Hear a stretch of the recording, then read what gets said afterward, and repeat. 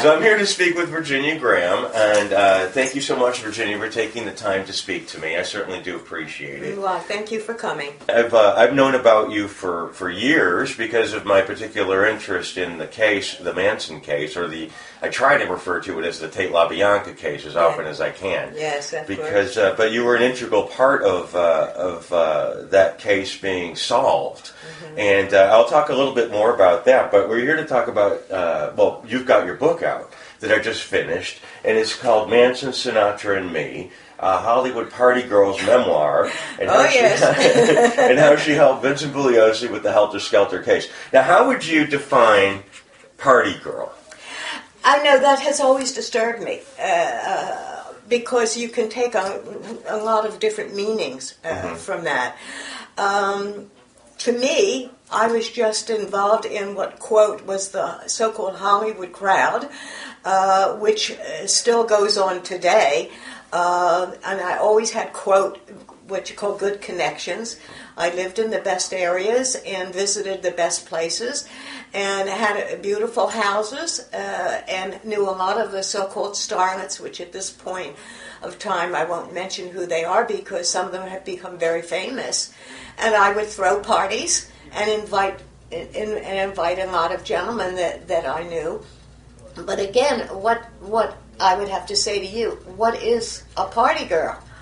Again, a lot of people can take that in a different way.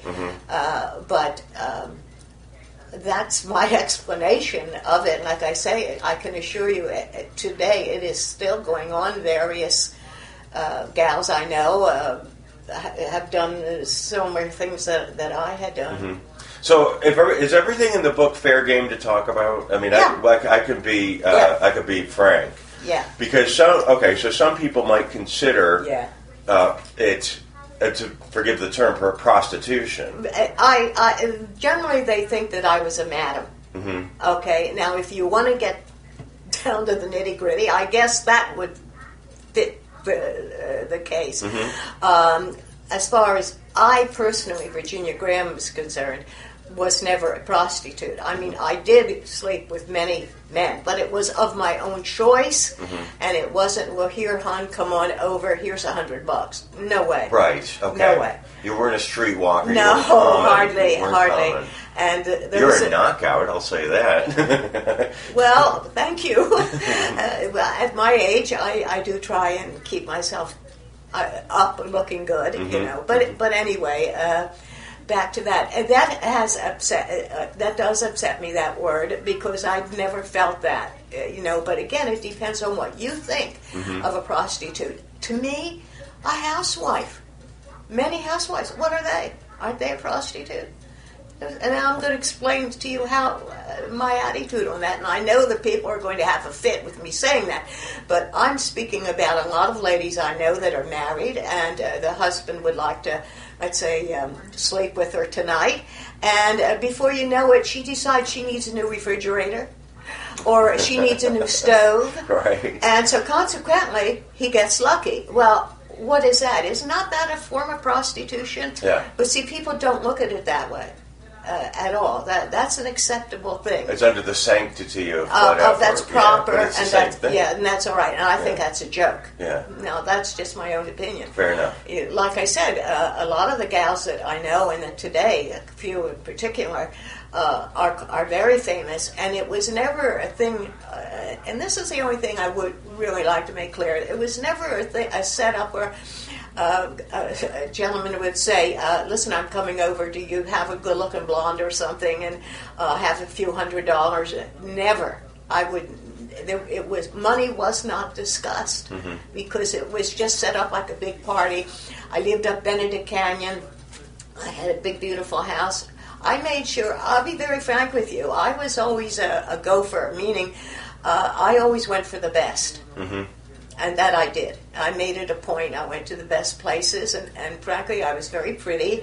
And if people tell you good looks don't matter, that's not true. Good looks do matter. And I was a pretty good old dumb thing. So consequently, and I'll be very frank, I used my good looks and personality to get to where I wanted to be, or I thought. I would want to be.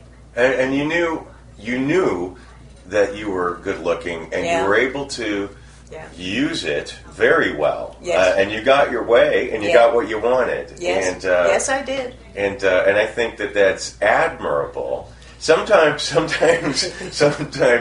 you knew full well what you were doing, and you're just like, okay, I could use it. I want to get this place, and and you knew how to turn on the charm and get what you wanted. Yeah, and I love the fact that you didn't.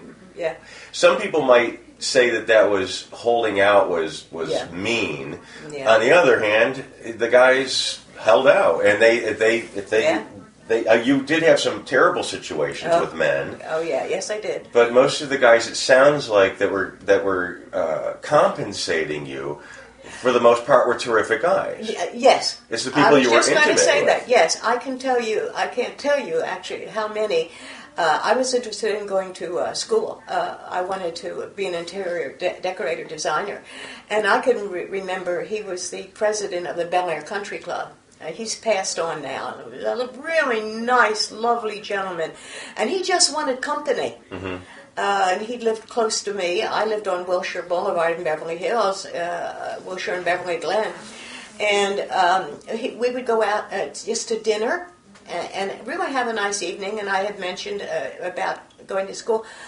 I come home one day, a couple of days after having dinner, and there was like a couple $1,000 in $100 bills stuck under my door, telling me to go to school. That kind of thing happened to me often. Mm-hmm.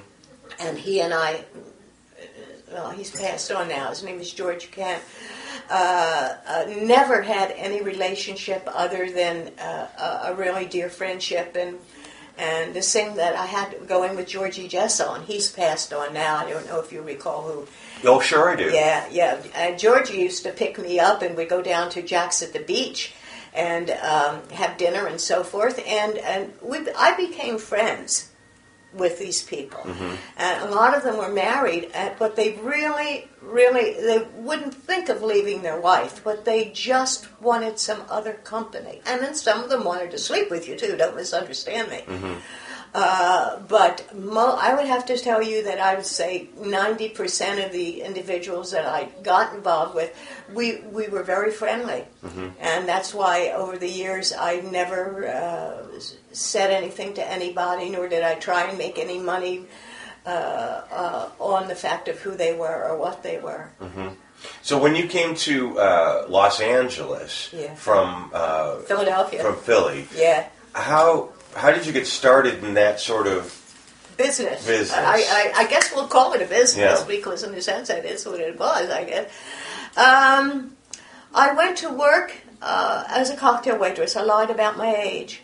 And while I was working there, it was a cocktail lounge, a gentleman came in named Jimmy Roach. And he was a fight promoter. And he was a promoter for Art Aragon and some prize fighters. Anyway, he talked me into going up to Lake Tahoe. He had some connections there at Cal Neva Lodge, which is quite a nice first-class gambling place on the border of California. Mm-hmm. And so I went up there, Jim took me up there, and I went to work as a cocktail waitress at Cal Neva Lodge. Okay. And that is exactly how it all started. I met all kinds of men, and of course, and being a cutie pie, it was very easy. And so that's actually how it started. I was young, very young. I was 20, just 20, yeah. Mm-hmm. And also that's how I got involved indirectly with Sinatra, with Frank, through one of his best friends, a fellow named Paul Rinaldi. His girlfriend worked there as a cocktail waitress with me. And so when I came back to L.A., she and I remained friendly, and I got a call one evening from Paul and Irene, her name was Irene, and asked me to come on over to Don the Beachcombers. And they had somebody they wanted me to meet, and so I got dressed and went over to Don the Beachcombers and walked in and asked for Mr. Rinaldi's table. I had no idea who the individual was that he was with, none. He just said it's somebody that was a good friend of his and that he thought that I should meet him. So I walk up to the table, and this gentleman had his back to me. I couldn't see who he was, but I could see Mr. Rinaldi. And when I got up to the table, never forget this. I looked and looked again, and with this, it was Frank Sinatra. He stood up, he took my hand, he said, "Hi, honey, when are we getting married?" And I almost dropped dead.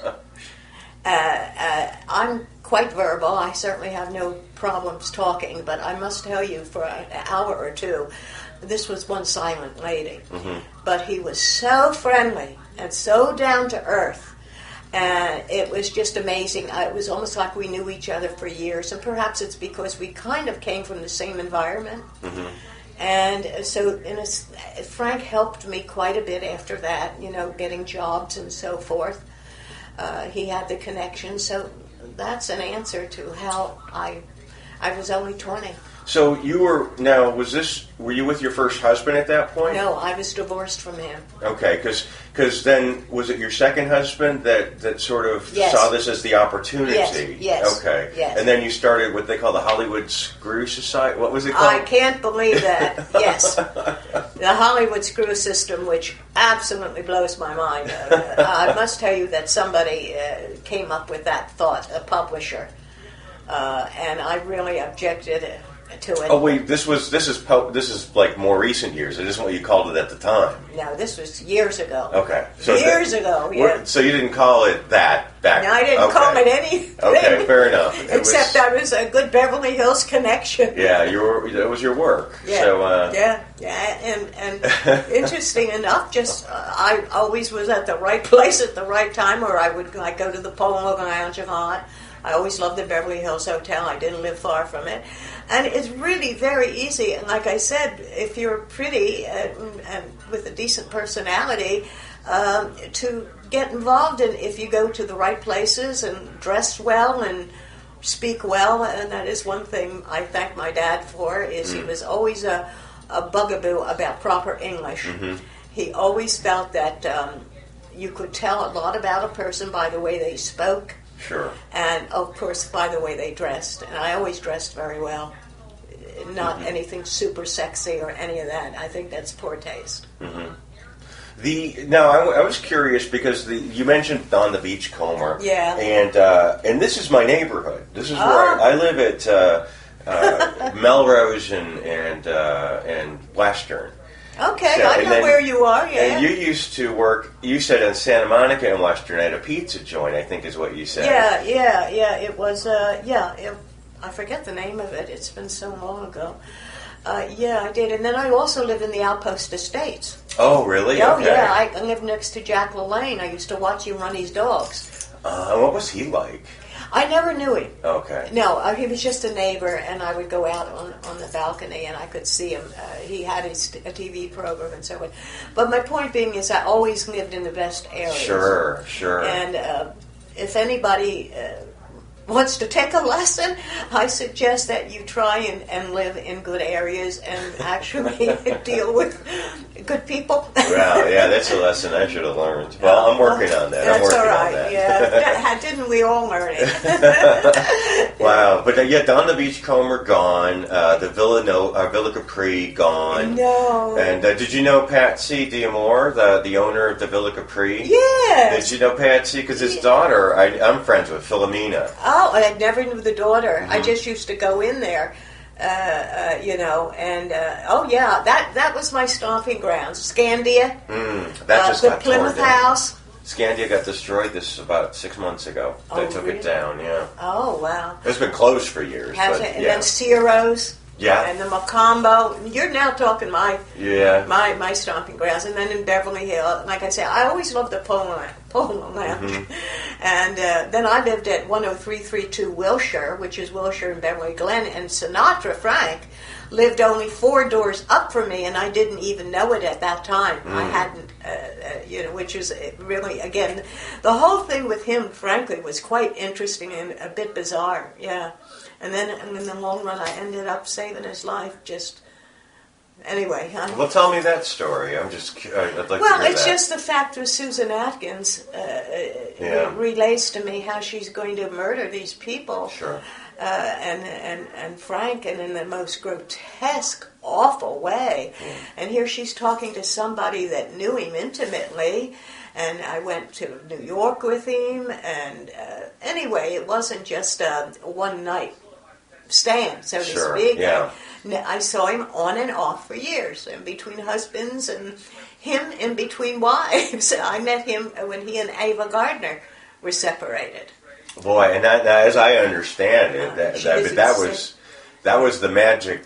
It was chemistry. That was the love of his life. Of bad chemistry. Yes. Yeah. And she was insanely jealous, and I know that he and I talked at great length about it. And if he would say hello to anybody, she would accuse him of an affair, which probably was halfway true. Mm-hmm. I mean, women flocked about him. It just is really amazing. You know, I've never seen anything like it since, I can tell you. Yeah. Some people just have bad chemistry. Yeah. And what about, I mean,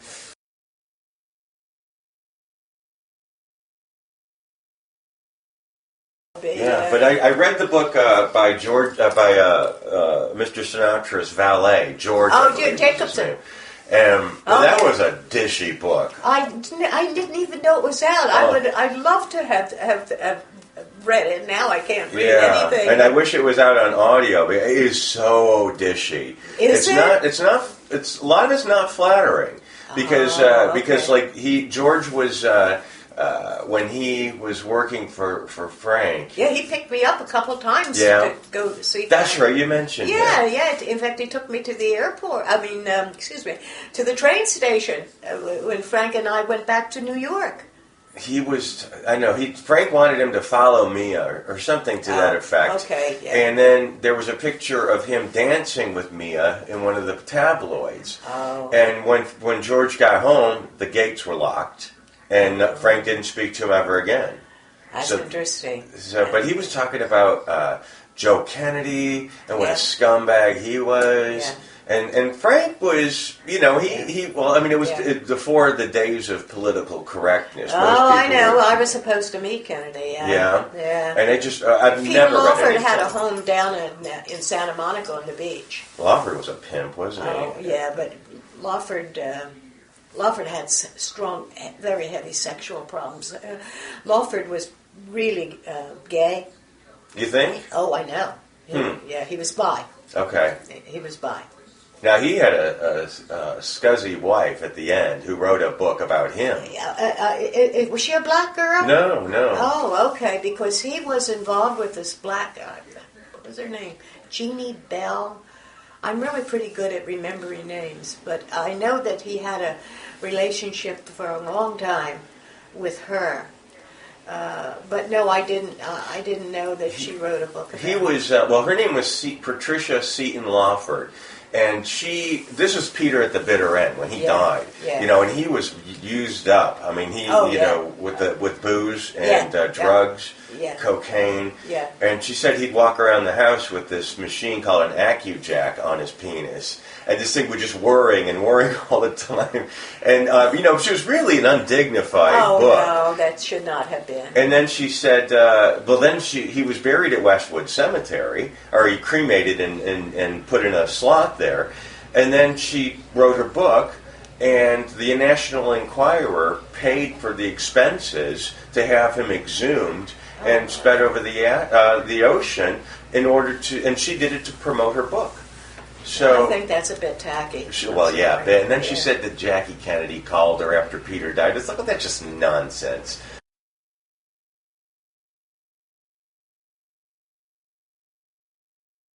But she was madly in love with him. That he was such a player. I mean, the one thing we always knew, that if you were even halfway attractive, we used to say he'd jump you in a minute. This is the president. Okay, yeah. He was notorious. He was really notorious. Yeah. Yeah. So the rumor is that he was late for his own inauguration because he was in the back with Angie Dickinson. Oh, that wouldn't surprise me. And she would have.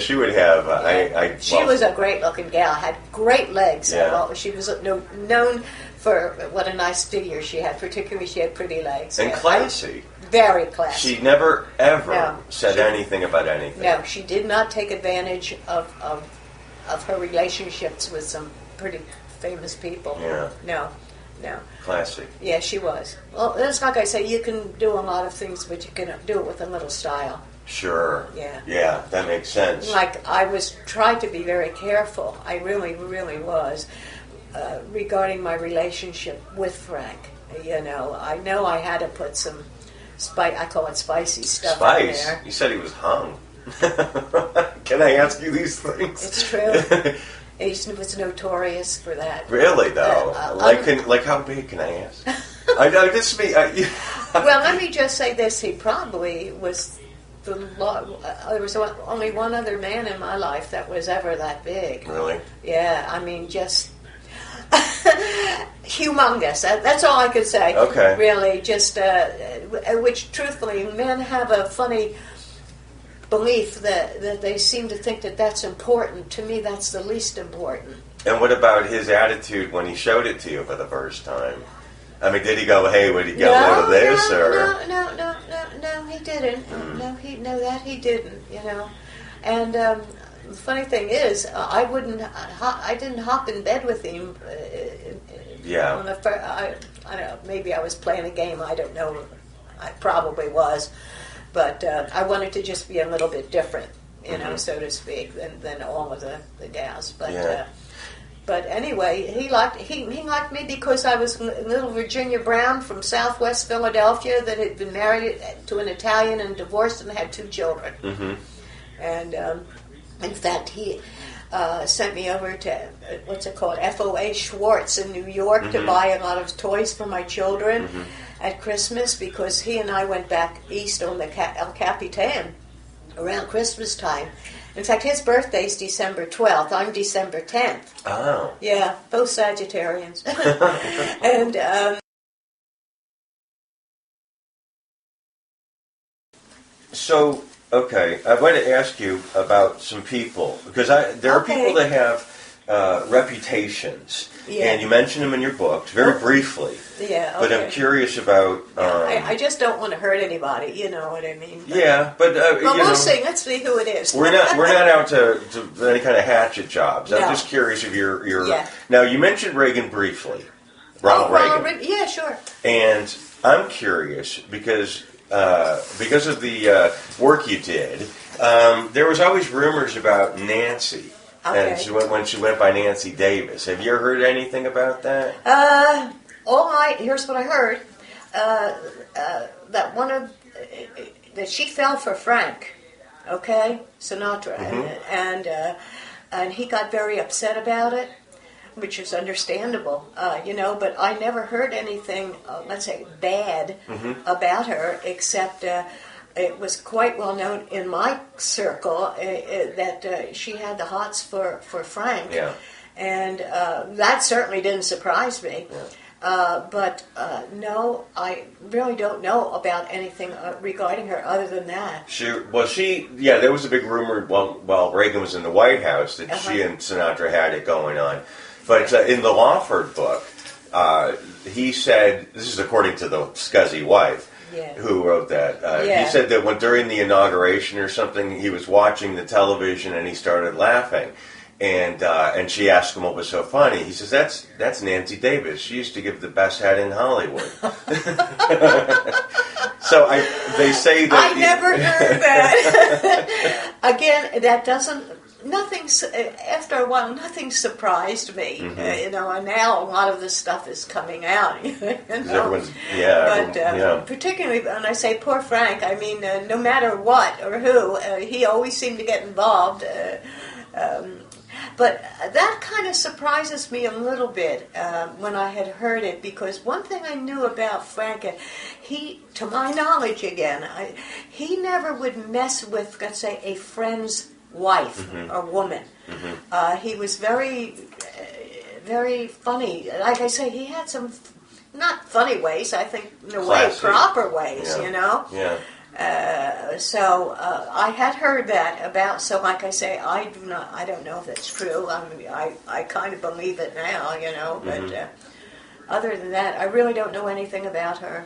Now, you mentioned very, very briefly, actually only one sentence and no detail. That must be a bad one. Bing Crosby. Oh yeah. He was a prick, wasn't he?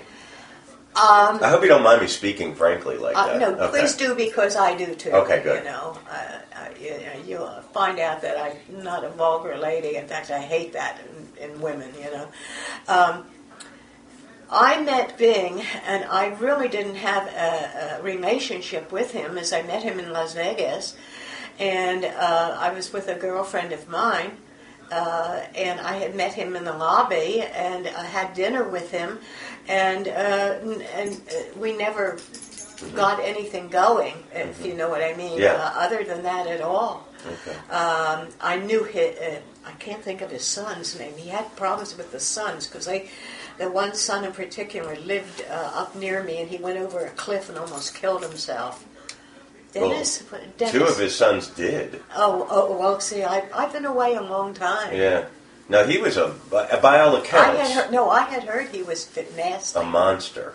Really? Yeah. Yeah. And his kids, he would beat the hell out of his kids, call them fatso, and really. Yes. Now, what you're saying, I did hear, but again, I only met him, like I say, that one evening, and I never pursued anything. What about Bob Hope? Well, that's kind of interesting. There was a disc jockey named Johnny Grant. Very famous. I know Johnny Grant. Oh, okay. Johnny used to live on Rossmore, and I can't think of the name of where he lived. The Ravenswood or the El Royale, maybe? I don't recall it. Okay, but this is one of the posh buildings. Yeah. And I don't even remember who introduced me to him. But I used to go over there quite a few times, and we would sit and talk, and I met Bob Hope through him. Mm-hmm.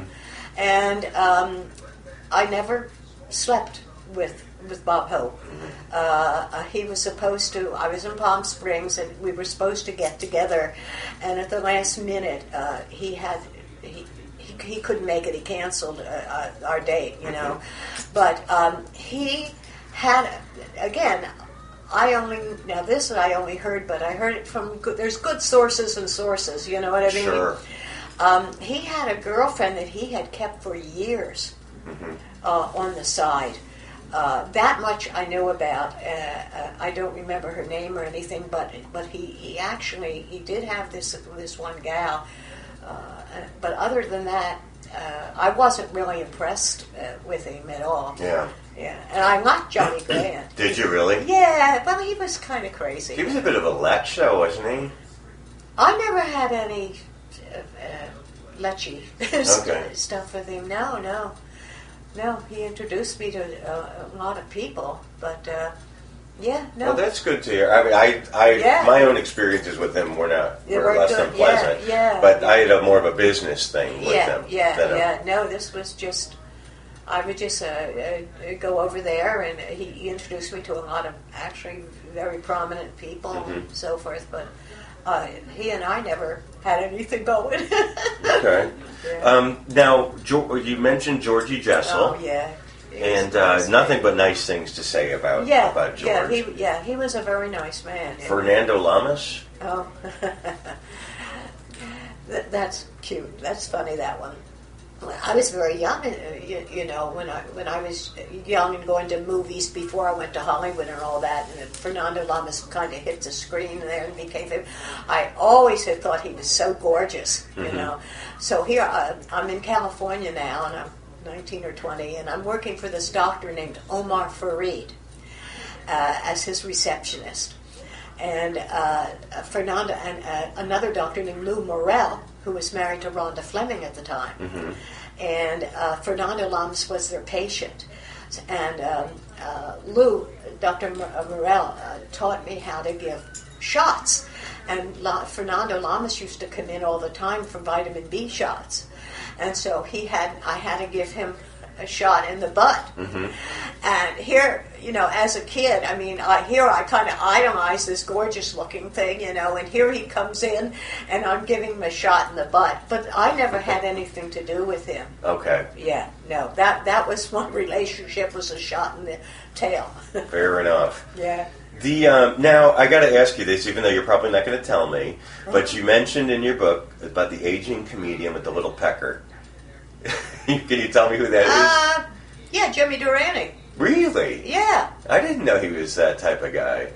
Well, I don't really think he was. But the guys were then, weren't they? Just the Hollywood men were just like that, weren't they? Yes, it was. Yeah. That's why I guess maybe when I hear the word prostitute, it disturbs me because that's the way it was. Yeah, sure. And no one really thought anything that was wrong, And if a man wanted to send you to school or send you to buy a perfume, I can't tell you how many men gave me money and told me to go out and buy their favorite cologne. Mm-hmm. Yeah, like I say, it was never a thing. Well, you and I are going to get together, and here's a few $100. It really wasn't, Mm-hmm. And that's of course why I objected to that. Of course, that makes complete sense. Yeah, although one can analyze it and call it that if you want, but it wasn't looked upon, I guess, at that time as things like that. What about Milton Berle? Nothing? No. He's another one that's supposed to be a monster. And also, didn't know him. a big, very hung. Oh, yeah. And also be the first one to tell you, Oh, yeah, no, I didn't know him. Okay. Thank God. No, he'd go to restaurants and take the waitress's hand and pull it. It was really gross. There was another actor named Kim Dibbs. I don't know if that name registers with you. No. He was in the Hollywood scene. He used to boast about having the biggest... Mm-hmm. You know what? Sure. In Hollywood, and I heard that he used to take silver dollars, and he would line up all. Yeah, Kim Dibbs. He was very well known in the Hollywood area. He was an actor, and who knows what. But again, a very vulgar individual. There was a famous story about Jackie Gleason and Forrest Tucker. And Forrest Tucker supposedly had a big one. I heard that. I heard that. He said, I guess they were in a steam room, and somebody said they were going to compare, say whose was bigger. And then Jackie Gleason said to Forrest Tucker, "Go on, take out just enough to win," or something like that. Okay. Yeah. Well, I never forgot the Kim Dibbs or the few that were like that, but no. But Frank would probably take the cake on that. All right, so now I would like to know how you became acquainted with Jay Sebring. Oh, and also, how did you know Jay? Well, one of the gals that I was friendly with, and actually she lived with me, Vicky. Her name is what was her name? She used the name of Vicky Perrin. In fact, she became the mistress of one of the biggest oil men in America. She was a manicurist, and she worked for him. For Jay? For Jay, okay. Yeah. And she introduced me to Jay that way, in the luau. I used to go to the luau a lot. I love the luau. Steve Crane, that was married to Lana Turner. Yeah. That's how I met Jay, and was through going into the luau, and again through Vicky, who, like I say, she was a manicurist, and she worked for him on and off for years, and then she played a little bit on the side, for extra money. Sure. Yeah, Ed Pauley, head of the Democratic National Convention. Oh, That's who. The last I heard, and this has been a few years ago, that he was keeping her. Interesting. Yeah, Arlene Green was her real name, I think. So, did you meet Jay? Yeah. Okay. Oh, yeah. Because there are conflicting stories. Well, first of all, we know he wasn't gay. That's not an issue. No. But people assume because he did hair, he styled men's hair, that he was. Well, let me tell you something. My son has a big salon. He just opened in Boca Raton, Florida. Okay. And he's a hairstylist, and I wish he was gay. He has gotten in more trouble. Oh, yeah. He tried out for the Philadelphia Eagles, my son. Mm-hmm. And he played ball for the Titans, semi-pro ball or something. But anyhow, I can assure you, I wish he was gay. But you're absolutely right. For some reason, people think that just because a guy's a hairdresser that he's gay, and that is not true. Jean Chacove, which was the top hairstylist in Beverly Hills at that time, and I had a little something going with him, and I can assure you, he was not gay. All right. So. Yeah, they say, and on the opposite end of it, they say that he was a real womanizer. Yes, that's he why was. when you said that to me, Yeah. no, right, as far as I know, yes, he was. And he was really a very nice person, you know, and it was horrible, what happened to him. Yeah, absolutely. He lived, because I forget the girl that he was with at the time, who was at his house waiting for him, and I think that and his valet. Anyway, that's the next day. So, and what about now? If you wouldn't mind sharing the story of your trip up to Cielo Drive the first time, when you. Oh yes, I was looking for a place to live, and I always liked something big and beautiful and secluded and so forth. And I had heard that this place was for lease, and I called the realtor. I think her name was, her first name was Virginia. I think it was a Virginia Tremaine, I'm not sure. But anyway, I had contacted her, and she took me up there because the house was going to be for rent at the time. So that's how come I knew the layout of the house. Sure. And so instead of taking that house, I took one. What's that? Cherokee, was it that you? Yeah. Up the street on the corner from there. And I took that one instead. But like I said, I knew the layout of this house. So when Atkins was talking to me, I started questioning her about was the house nice. Because I wasn't sure if this girl was ding-ong-ling or what. But when she started saying to me about the beam ceiling and so forth, I knew that then I was talking to the right person. And I have to tell you, to this day, I don't know how come I was able to really sit there for hours listening to all that, but I did. So eventually, not because for any other reason but bouncing a check. Or bouncing a check. Right. You had medical expenses. Yeah. You had a back problem. Yeah. I had back surgery. And you were at Cedars, was it? No, Santa Monica Hospital. Okay. And you didn't have the money. You gave him some money. So you gave him a few grand. Yeah. But then you gave him a bad check. Yeah. And with all your other activities that could be considered illegal in your life. Yeah. That's the one that got you. Yeah. And they arrested you. Yeah. Yeah. And then eventually you got out. Yeah, right. For a few months, and then you had another surgery. I've had 3 back surgeries. Have you? Yeah. And then you just floated that check too, and that's where they eventually got you. I only floated one. Oh, I thought you went a second time. No, I did on the violation. Oh.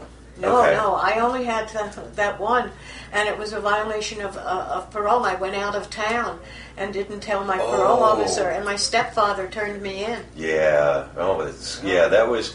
So, and where were you then? I forget where you were. In Hawaii? You weren't in Hawaii. No, I was in L.A. Okay. Yeah. But it was a few months. Yeah. That's funny that they would pursue something nowadays trivial. No, I know. But what it was is they were after my husband. They tried to make me a deal, the police. They were after Richard. I think I have him up there. Is that him? Is that with the 3, with the young girl? No. Or below it? It looks sort of Valentino-y. Yeah, I think that's Richard. He worked in the movies. He was a stuntman.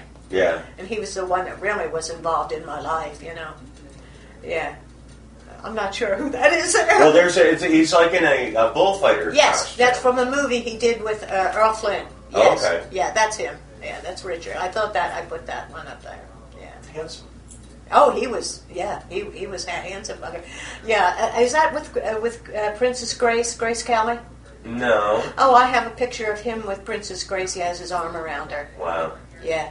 And who's that above the older gentleman and the young girl?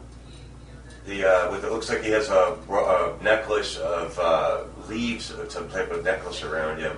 Like a lay. I forget what I have up there. Okay. He's an older gentleman. It looks like he has a beard and a mustache. It's a very young girl. Well, there's Anthony Quinn.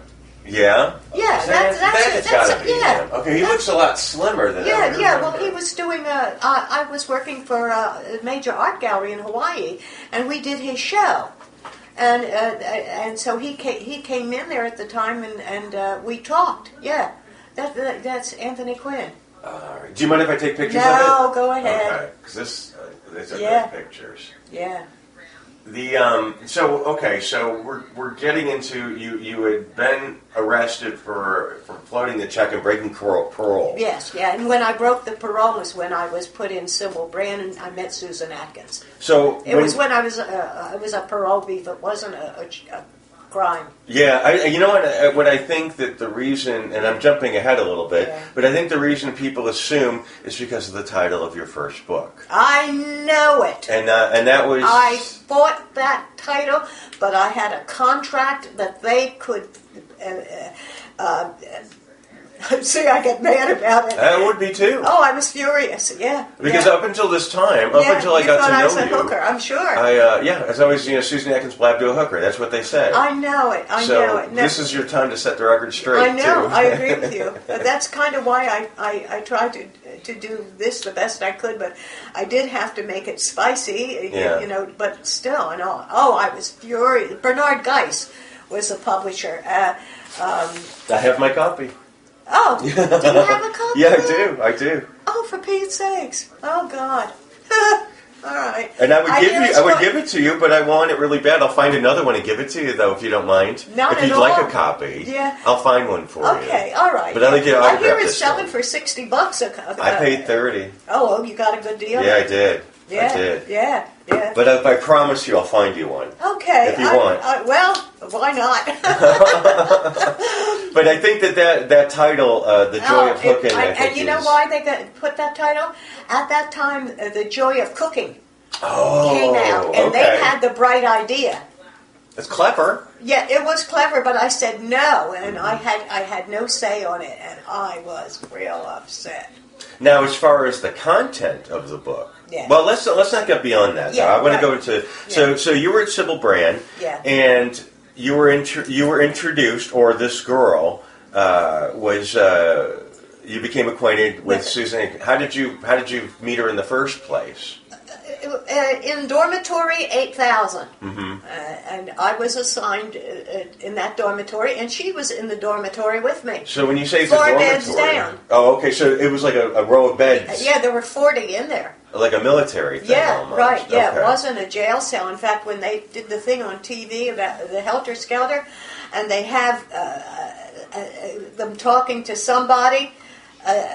It wasn't me because we weren't in a jail cell. Mm-hmm. We were in a huge dormitory. Mm-hmm. So that was inaccurate on that. There was a few things, as I recall, that were inaccurate on that. Okay. But and so they contacted me. I had a top attorney, Robert Steinberg, and he and Vince Bugliosi became partners for a short time. And then they dissolved their partnership. Robert Steinberg was F. Lee Bailey's cousin, and I worked for him also for a short time as his receptionist while we were going to court. He was my lawyer pro bono, because he wanted the publicity front page, which I got it right up there. Oh, wow. Yeah. I'm going to go look at that in a little bit. Yeah.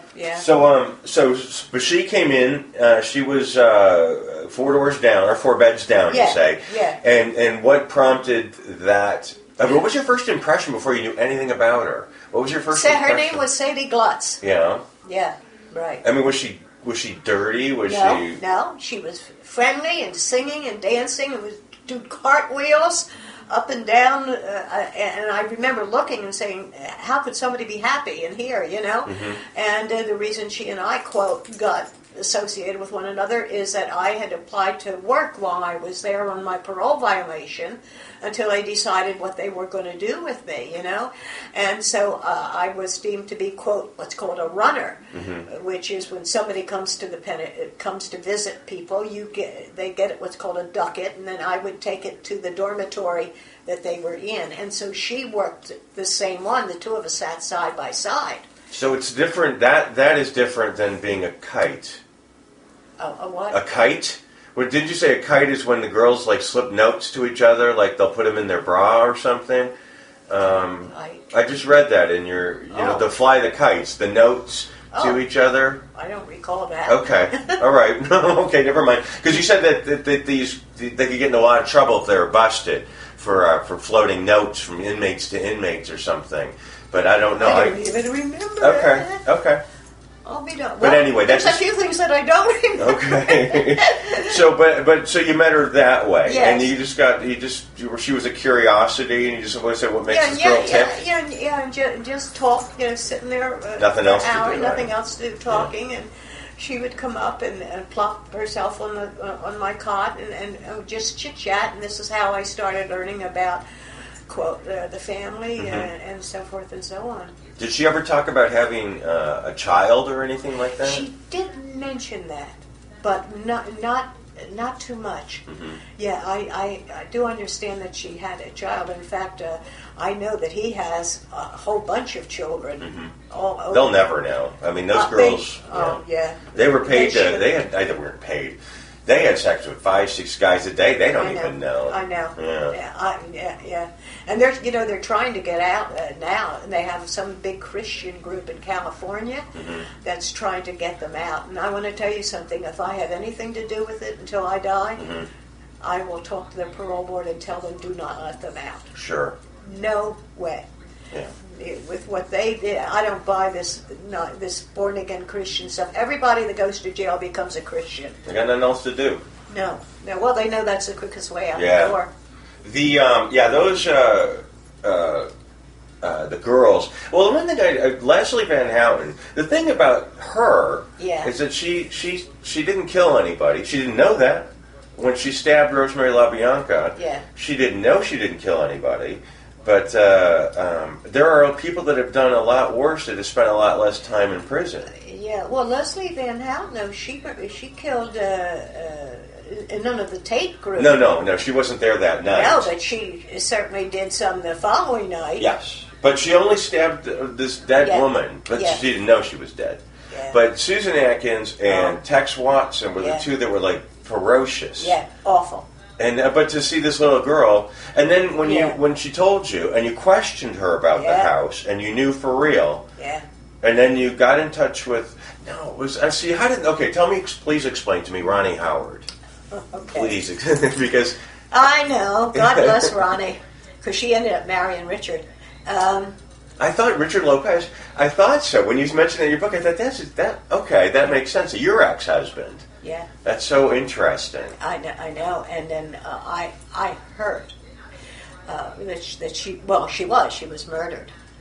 I have my own opinion, and I will state this, but I want to make sure that I do not know this as a fact. Okay. Richard had a violent temper. He almost killed me a couple of times. Mm-hmm.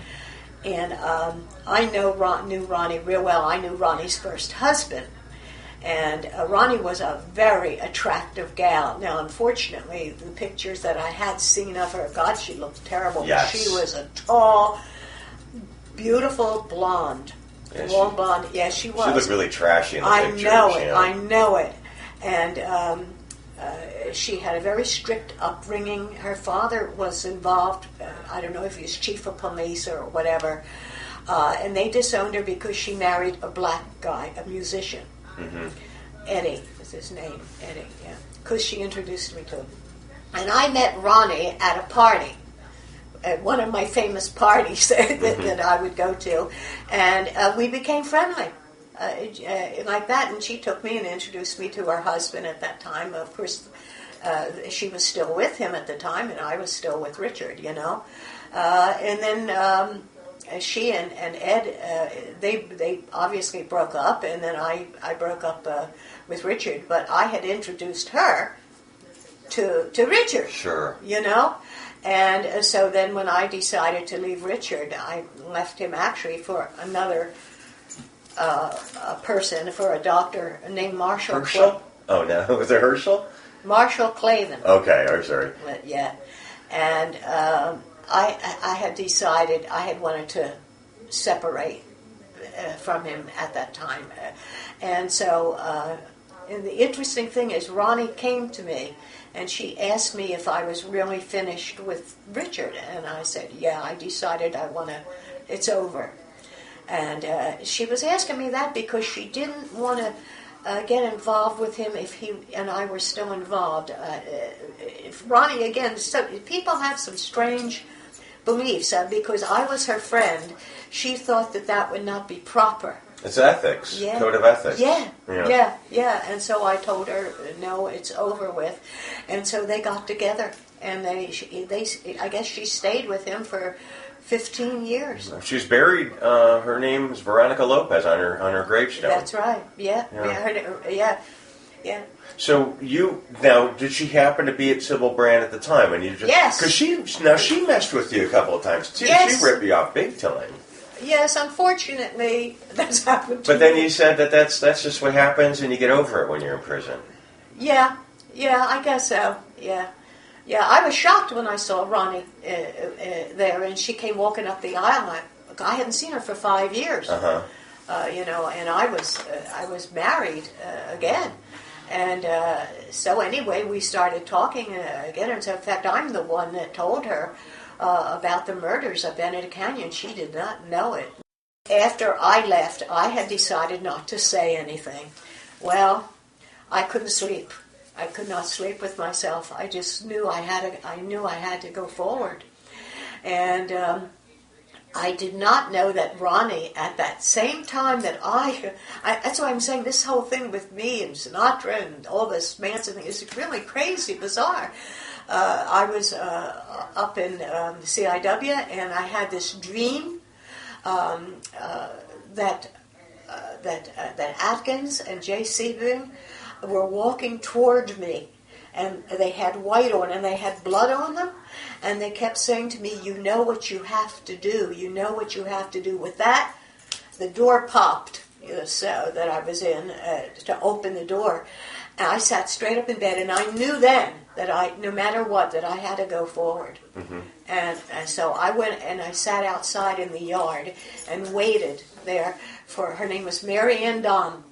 She was the counselor there, for her to come and to tell her what I knew. And then within 2 hours, she had the police there.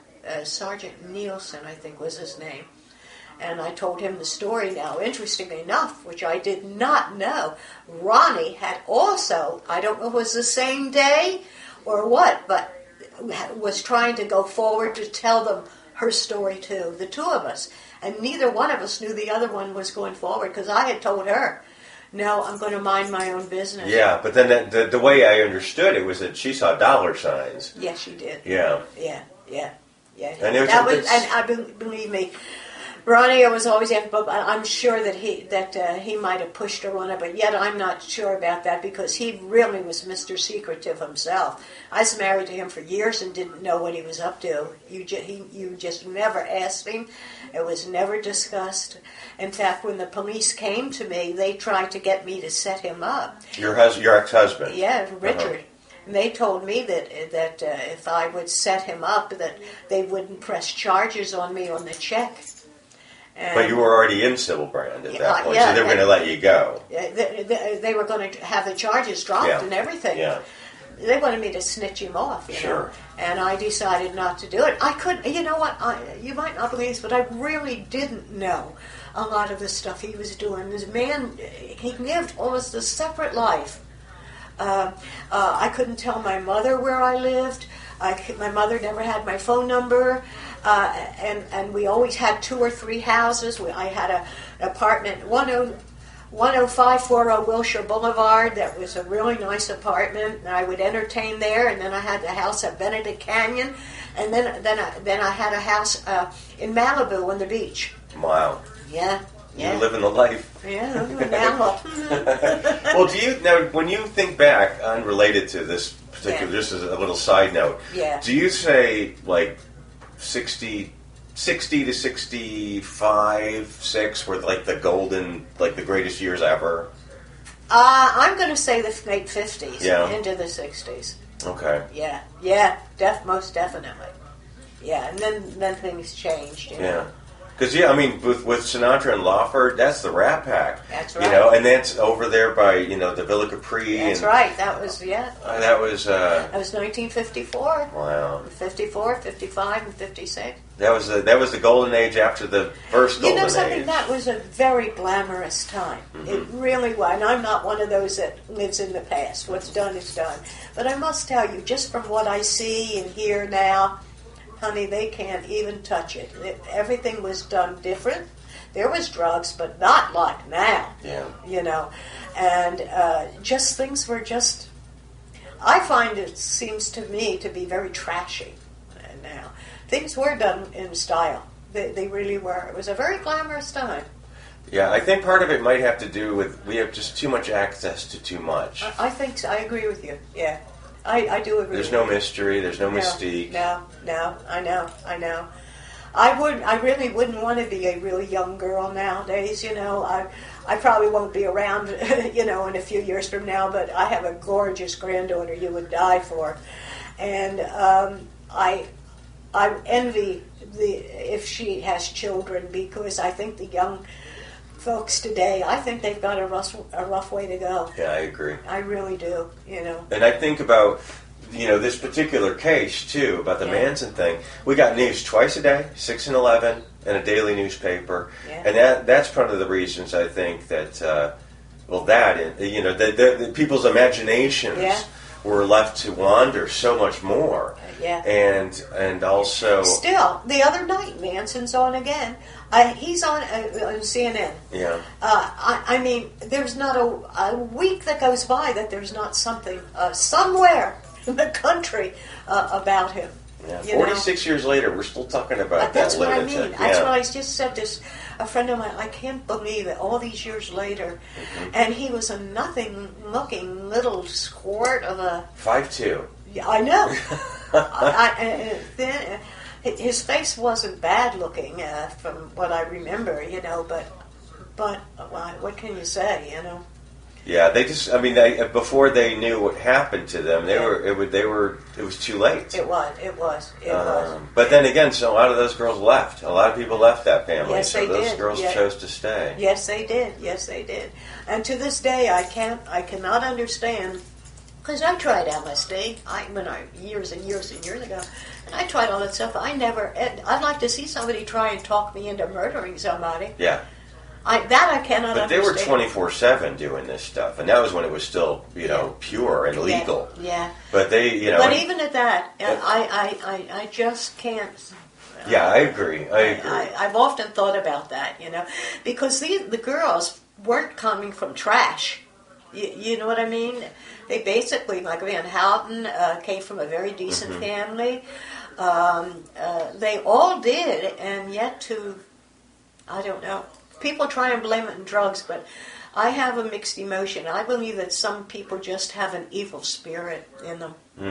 I don't know. I mean, that makes sense, and that was what I was going to ask you when we talk a little bit more about post-trial. Yeah. So you had to still. I see. Now, just see if I understand this. You told the parole officer, and within 2 hours, so you didn't have to do the masquerade of going back and spending more days with Susan Atkins after you had already. Okay. Yeah. So, because I was thinking. Ronnie did. Oh, did she really? Yeah. And they put Ronnie in segregation because they were going like this to Ronnie. Oh my! Yeah, that's frightening. Yeah, it is. Yeah, because Ronnie and I got together afterward. You know. Yeah, and what I did start to say is I fear that Richard killed her. Ronnie Howard. Yeah, I do. I think so. She had a really unusual death. A very. Well, I've heard two stories, but I can only relay the story that Vince Pugliosi kind of told me, and then Richard too, because I saw him after that. You know. And the story I got was they had an argument. They had been in Vegas or somewhere, and they had been drinking. And this is somebody you don't want to be around when he drank. He was violent. And they got into an argument in some restaurant or bar, and she got up, and he thought she went to the ladies' room. And she didn't come back, and he went to look for her, and with this, he looked, I guess, in the parking lot. He opened the door, and he saw her getting into a car with two black guys. Now that's what he told me. Mm-hmm. And she didn't come home. And she didn't come home, I think he said, for a day. But when she came home, she had taken a beating from whoever these people were. And I guess they hit her in the head so much and that he took her to the hospital. Now, that's the story I got. Yeah. Yeah, Whether it was. I mean, and then they released her, but it was a few days later that she died from that. It was like that delayed, like Natasha Richardson. Remember? Yeah. When she got hit in the head and she was fine, and then blammo, she died of a swelling of the brain or whatever it was. Well, like I said, I just know him. The first thing he would try and hit you was here and here, and Ronnie would stand to him toe to toe. Believe me. And I visualized the fact that they were drinking and so forth, and they got into a beef, and he whacked her one, and I that's just what I think. Sure. I don't know if that's right or not, but again, I saw some scenes with him, and I mean, he almost killed me a couple times. So, and I knew Ronnie. She wouldn't put up with it. She would stand him toe to toe. Wow, she's a tough lady, huh? She really wasn't tough at all. She wasn't a tough gal. I never heard Ronnie use any vulgarity, not one bad word. She was always a lady. That's the one thing I liked about her. So I don't know how to answer that, except I never saw that part of her. Mm-hmm. So. Now, how long did you know Atkins before she started this blabbing business? Well, I think this was in October that I got arrested. I think it was October 17th. I think. It was October anyway. Jeepers. Maybe a few weeks. Okay. Maybe a few weeks. It wasn't a long. I was waiting for the parole board to decide what to do with me. And I was in that, and she was waiting to go to court when the Gary Hinman case. Mm-hmm. See, so I don't remember exactly when it came out. When it hit the news. I just know that they sent me back on a violation, and that's when I went to Miss Dawn. So you knew her for a few weeks. So you got to. Yeah. She was part of the landscape at that point. Oh, absolutely. Yeah, she didn't just come up and. Yeah, it was really because I think we were working together, and she would plop and sit down, and she was always singing and dancing. And somebody said that this is an aside, and this is dirt. This is just a really crass question. Yeah. But somebody said that. I asked a couple of friends if you had anything to ask Virginia Graham, what would it be? Yeah. And most of the things were about Susan Atkins, of course. And it said, somebody wrote, "It's my understanding." Forgive me for this. I know what you're going to say. Do you? Yes. That I made a pass at her or something? No. What this says is, it's my understanding that she ate all of the women in her presence at the jail. She was known as the fastest tongue in the West.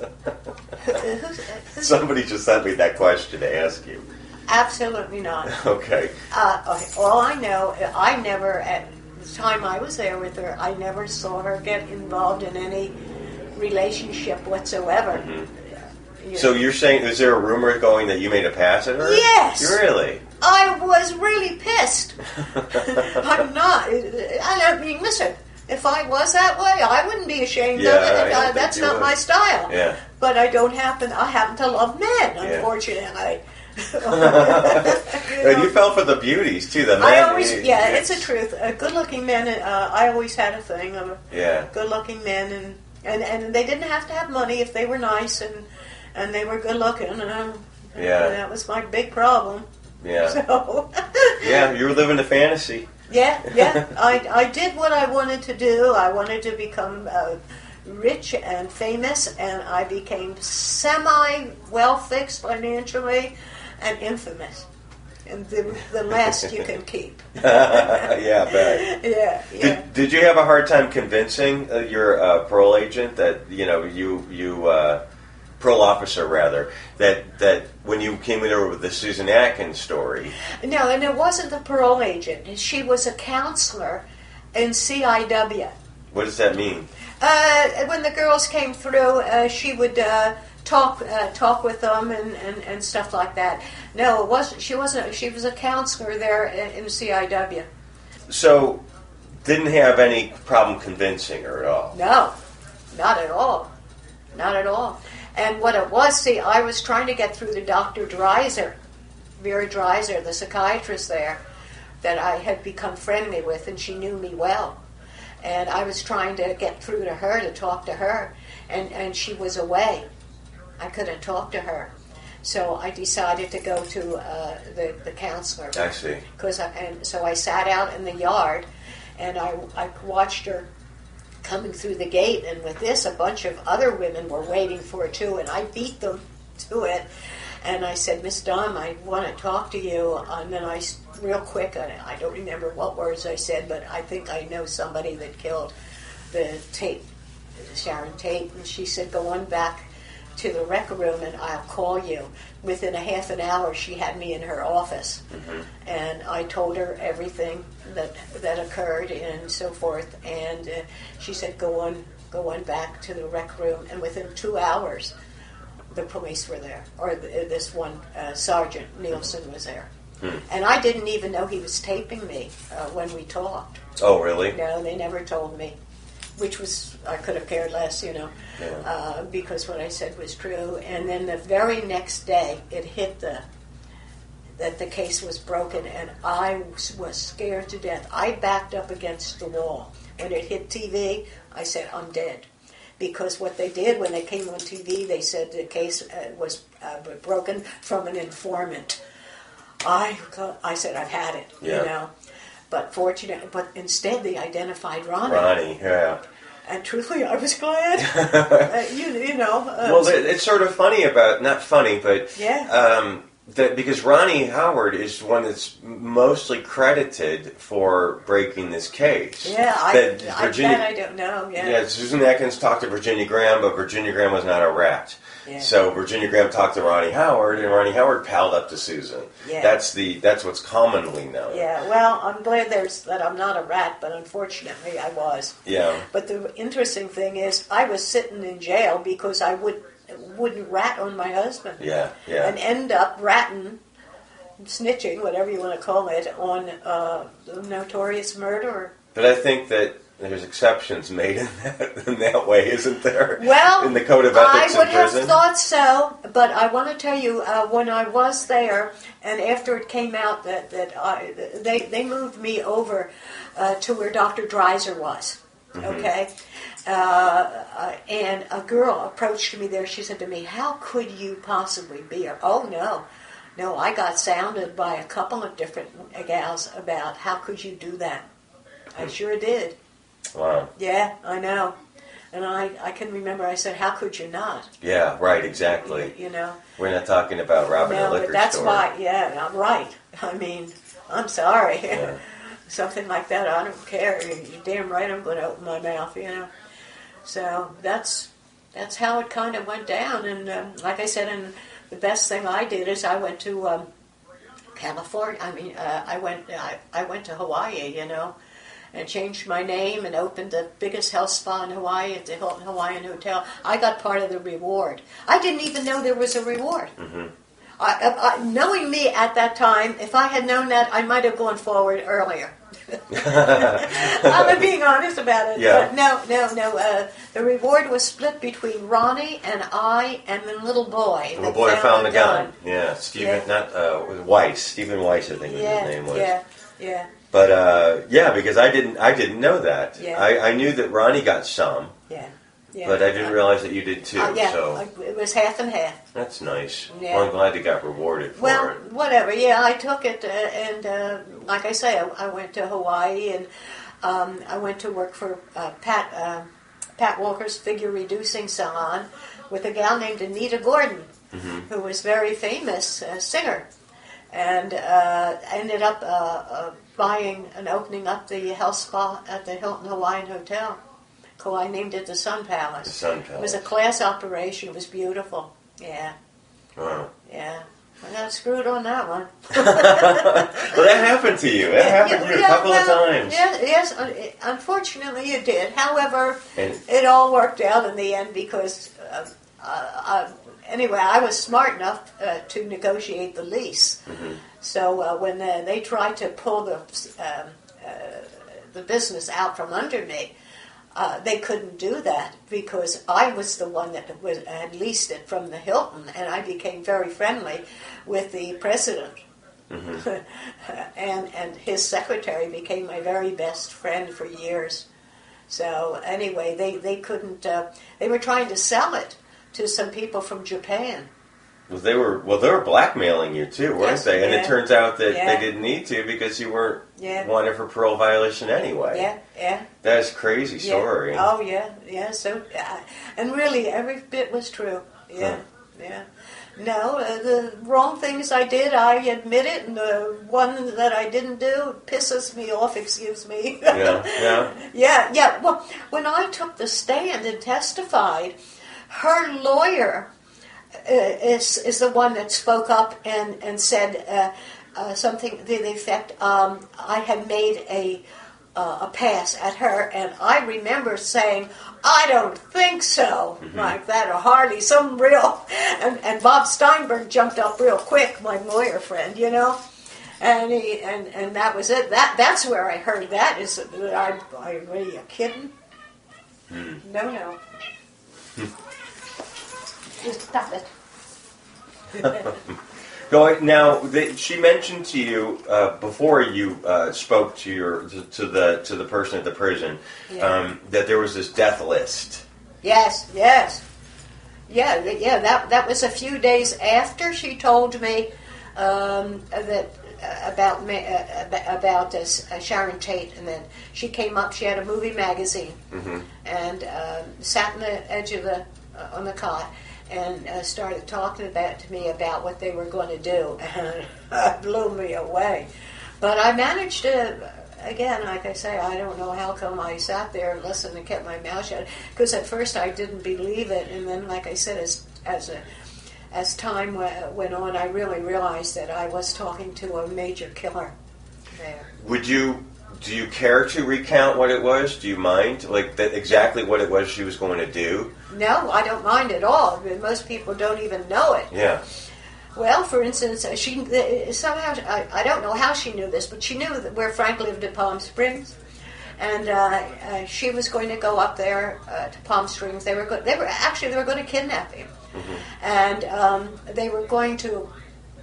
I can't quite remember how this was going to come down, but somehow they were going to hang him up and turn him upside down, and they were going to skin him alive, and they were going to take all of his skin and make purses out of it and sell it on Hollywood Boulevard. That's crazy. It's frightening. Back then, it's frightening. Here, it's ridiculous today. Yeah, here she's telling me, somebody that was pretty friendly with him, that they were going to do that. And then with Liz Taylor, you know, they flew me to California 3 years ago.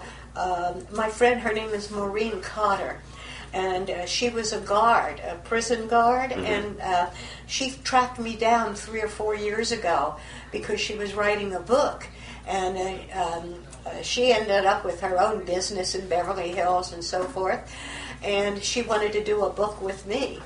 And so she flew here and took, she's a professional photographer and everything else. So we have become the best of friends, and is she bothering you? No, I'm sorry. I'm listening to you, but I'm searching for a battery right now. Oh, but I'm sorry. I apologize. I am listening. Anyway, she tracked me down through a newspaper in L.A., and they had gotten a hold of me and said that this woman, Maureen Cotter, was trying to get in touch with me. She knew me, and I didn't recognize the name. Well, what I come to find out is I was curious enough. I've always been curious. That I called her. And she said, "Do you remember me?" And I said, "No, I'm sorry, I don't." She said, "Well, I was the prison guard that was assigned to watch you every half hour so that you wouldn't get killed." I never knew that. Wow. So she flew here, and we have become, she's one of my best friends now, and we wrote a book together. And that's kind of how this whole thing started. And was trying to get it to Steven Spielberg, a book of her life. Out of all the people she met, she told me I was the frosting on the cake. She did a chapter on me with it, and we had a contract going. And she got a producer or somebody, and at the last moment, after we worked on it for a year and a half, 2 years, both of us, over the phone. Anyway, by the way, she flew me to California. One of her best friends was Elizabeth Taylor's nurse, that I have a picture of up here with Liz Taylor. And she contacted Elizabeth Taylor, and she puts on a show every year, Maureen Cotter does, a talk show at Venice, at a big theater there. And so they put on this show, and she flew me down there, and Liz Taylor sent her nurse to thank me and wrote a letter, which is in my book, and I have a copy of the letter here, thanking me for saving her life. And so at the last minute, the deal fell through, the book that she and I was doing, and so then I decided to try and push this one that, this book actually I did 14 years ago.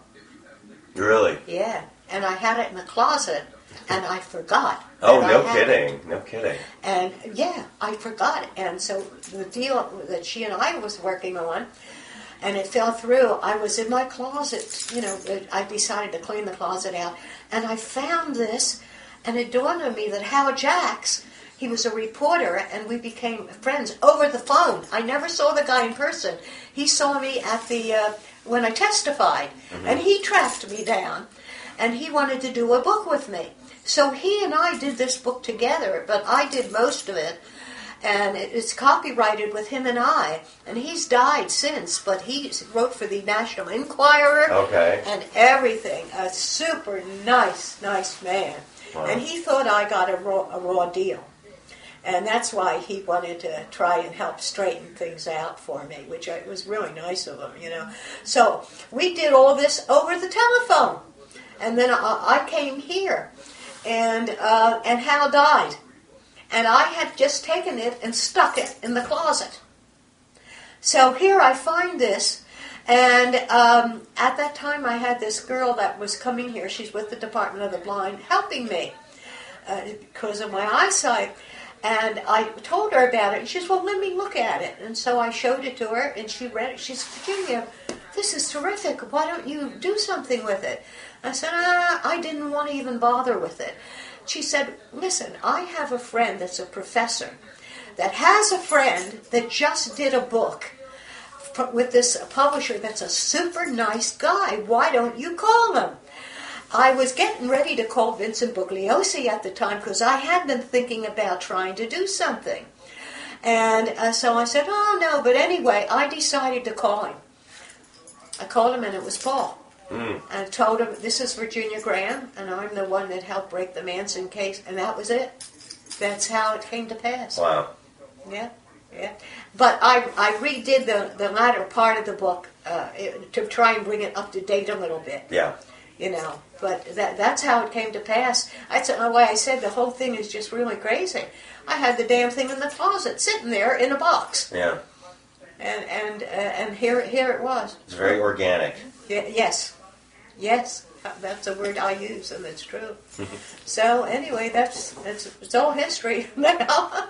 After the trial was over with, yes, and you wanted to close the chapter, were there any sort of repercussions? Did Susan ever reach out to you afterwards, or? At that time, my parole agent got in touch with me, that Susan Atkins was trying to get in touch with me, that wanted to talk to me. I said, you got to be kidding, And I understand that there had been some death threats also that had come to the parole department. And so at that point in time, I certainly was not going to talk to Susan Atkins on the phone. Anyway, I took off then, and I went to Hawaii. I jumped parole. And I went to Hawaii, and then, like I say, I changed my name. I used my married name, which was Castro. Yeah, and Kathy Castro, and that's it. So there weren't you didn't wake up to there being a doll with a knife in it in your front door or anything like that. No. It was just they kept a lot of that information away from you. Yes. And for your own protection, you felt the need to. And then when I was doing a radio show with when I was doing the book, my famous Joy of Hooking book, I had Lou Cordiano was with me. He was a policeman that I had met in Philadelphia, and I had a relationship going with him. He was my bodyguard, and the publisher was paying for him. And I was doing some radio shows at the time. I was in Hawaii, and we got death threats like you can't believe. And he got me out of that radio station pronto. He had a gun on him and everything. And so he and I sat down and we had a long talk, and he talked me out of going further with the book, The Joy of Hooking. Mm-hmm. He put me on a plane in the middle of the night, and I took off and I left $1 million. Mm. And they were not happy. They had me booked on all your TV shows and everything. Yeah. But Lou and I, like I say, we had a long. He says, "Well, you're going to get killed," and he said, "And they don't care. The publisher doesn't care." And so he said, "It's up to you." And so I made a decision then, and that was it. Mm. I went to Tucson for a while, where my mother was, and then I went back to Hawaii. So yeah, I had some death threats indeed. Yeah. Now, so when eventually, 6 years ago it would have been, that Susan Atkins eventually did die in prison. Yeah.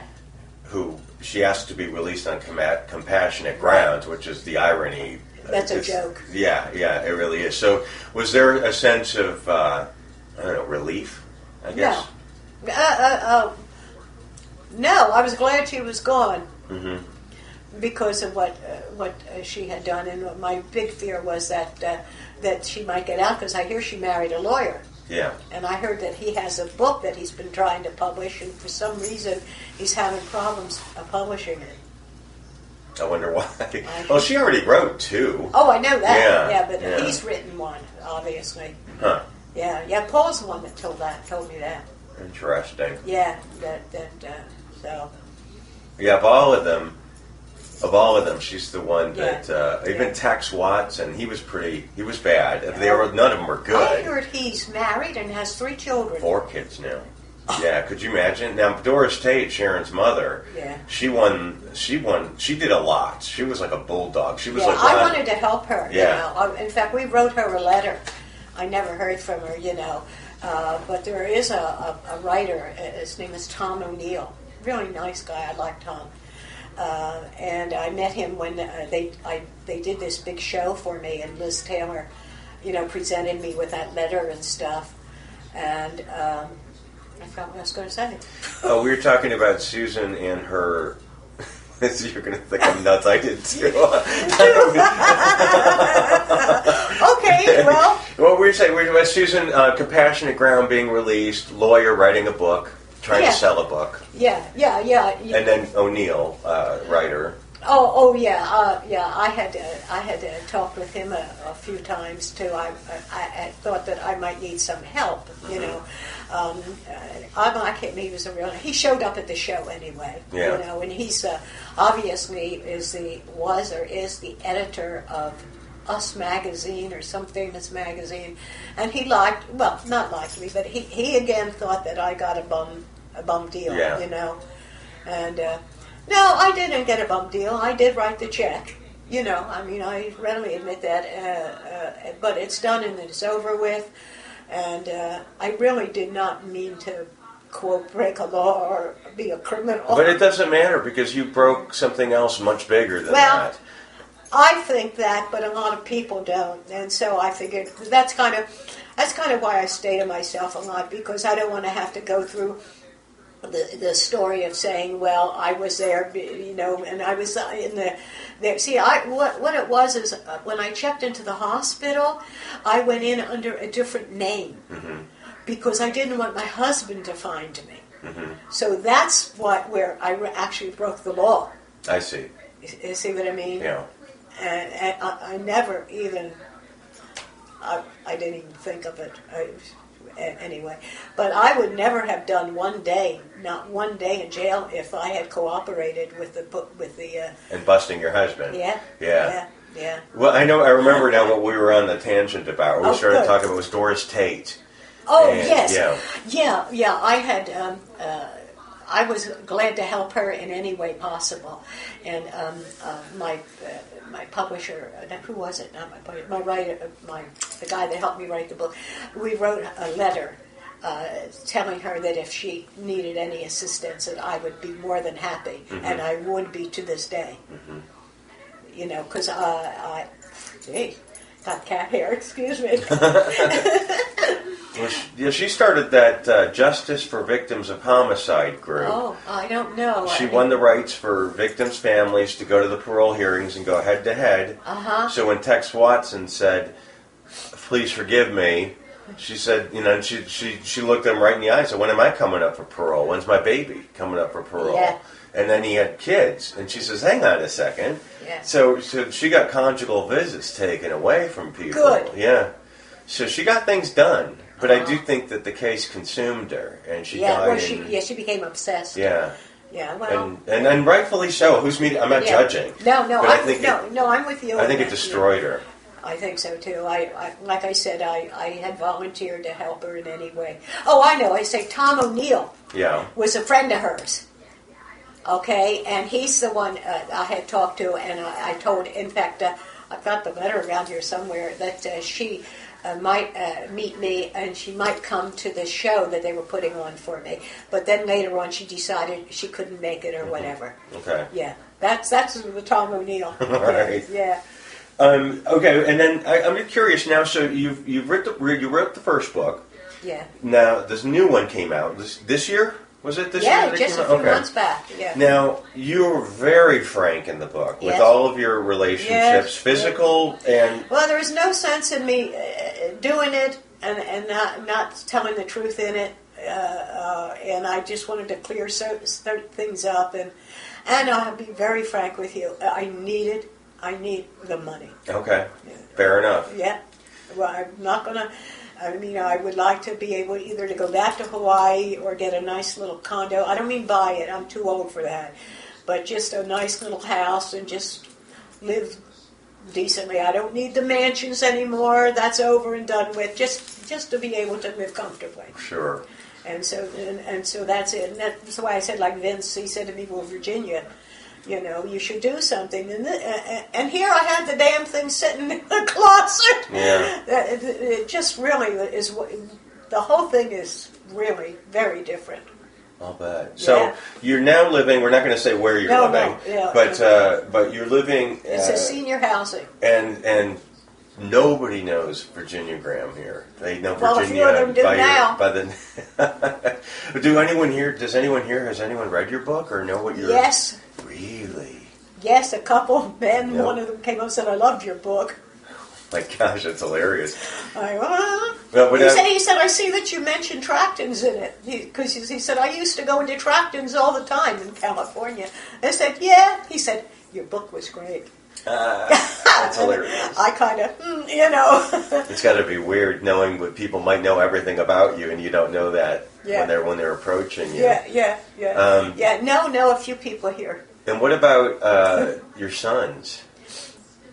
My youngest son is, like I mentioned, he's a hairstylist and a barber, and I have a grandson, and he just opened up a big salon in Boca Raton, Florida, and he knows, we sent him a book, he knows everything, and what can I say? I mean, there doesn't seem to be a major problem because I was concerned, and I told him, he said, "Ma, I don't care." Like that. And I said, well, I just want you to know there's a lot of spicy stuff in it. He says, so who cares? Good. So when he said that, I said, okay. Good. Yeah. Yeah, I was just curious because it's knowing those sorts of details. His mother. Yeah. So I'm glad to hear that. Yeah. His name's Dennis Sialko. Yeah. No, he's doing really well, and I'm just really tickled to death that he's doing so. Congratulations. Yeah. Yeah. Well, I think, Virginia, thank you so much for taking the time to talk to me. You gave me really so much time that I didn't expect. That's quite all right, and you can do with it whatever you want, and like I say, maybe it'll help me too. Yeah, I'm going to work on that. I really am. I promise I'll work for you. Yeah. Okay. Yeah, all right. You've got my permission. Thank you. On tape. All right. Well, thank you so much. That's quite all right, and thank you for coming, really.